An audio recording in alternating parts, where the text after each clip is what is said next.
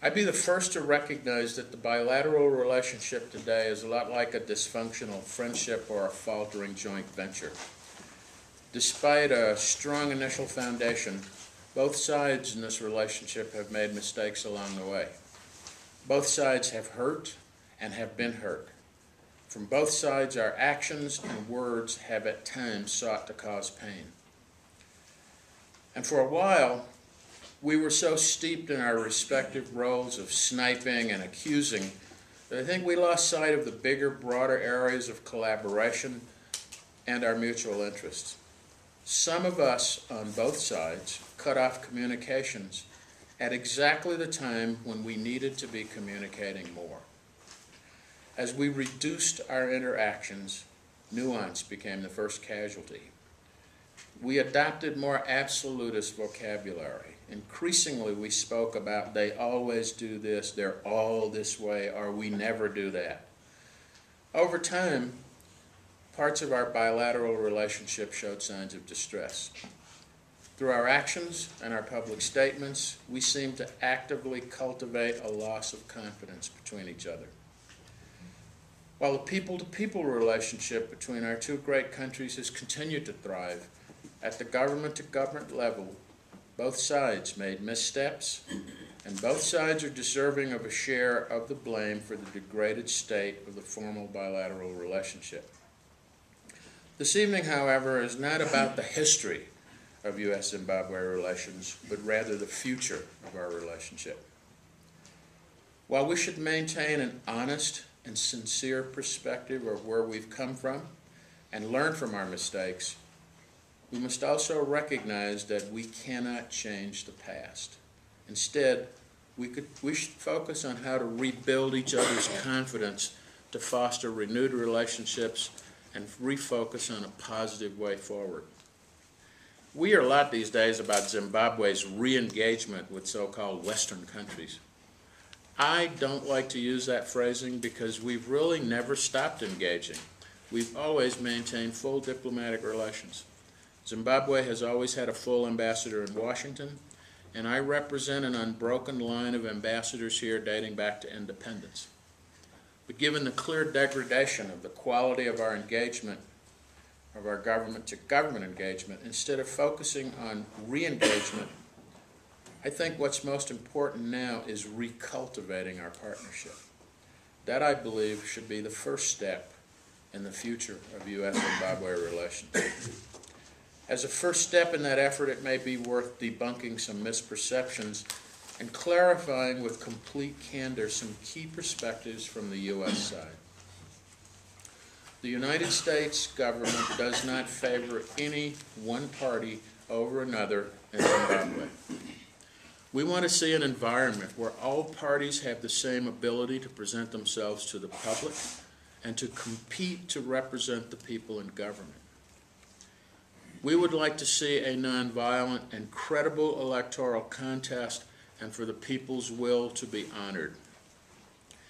And it's not for the United States or any other outsider to dictate or influence who should make up the government.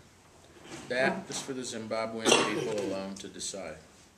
As long as the process is credible and respected, we really don't care which party wins.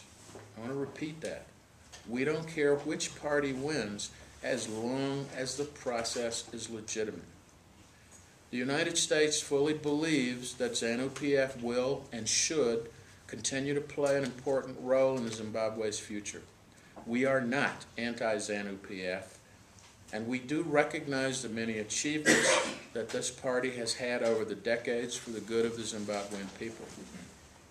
At the same time, we believe that the MDCT, MDCN, and other political parties also have critically important roles to play, possibly in leading, but certainly in contributing to the country's future. We value the roles of these parties to ask tough questions, to propose alternative views, and to challenge the way things have always been done. We recognize the value of the coalition government arrangement in bringing diverse views together, and we respect the government officials who've engaged across party lines to foster Zimbabwe's current recovery. Just as we recognize that there are destabilizing extremist elements in each of Zimbabwe's political parties, we also recognize that there are progress-minded patriots in all parties across the political divide. We welcome the opportunity to collaborate closely with those committed to building strong national institutions and moving this country forward. And we will continue to work to minimize the negative effects of those who are intent on circumventing the rule of law.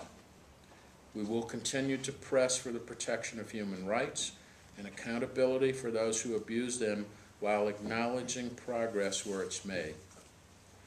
We'll fully recognize the opportunities presented by Zimbabwe's current economic recovery, and the United States is actively working to draw the attention of U.S. business to trade and investment opportunities here. Finally, as Zimbabwe's political parties fully implement the commitments that they themselves have made in the global political agreement, as state institutions are delinked from partisan allegiances, and as credible elections are held and honored, there'll be no reason for the United States to retain our current sanctions policy in place. I don't think that any of these objectives are terribly contentious. I'd argue that those most likely to feel concerned when they hear some of these statements are those who recognize the weakness of their positions of privilege or who recognize the abuses of authority in their own records. Still, each of these positions is fully consistent with the Constitution and laws of Zimbabwe, and I believe fundamentally that the overwhelming majority of Zimbabweans, in politics and otherwise, can agree to these principles.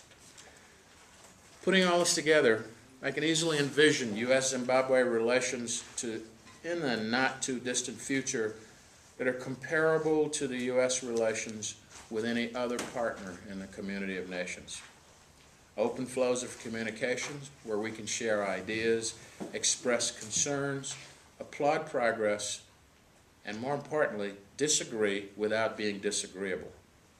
A strong development assistance program in which U.S. assistance supports intrinsically the government's development agenda and is devised in close consultation with the Zimbabwean government.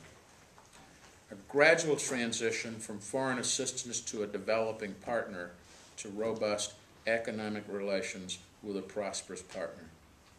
Vibrant trade and investment linkages with goods, services, experts, and tourists flowing freely between our countries, and no sanctions or restrictive measures in place because the rule of law is protected by strong state institutions and respected across the entire political spectrum.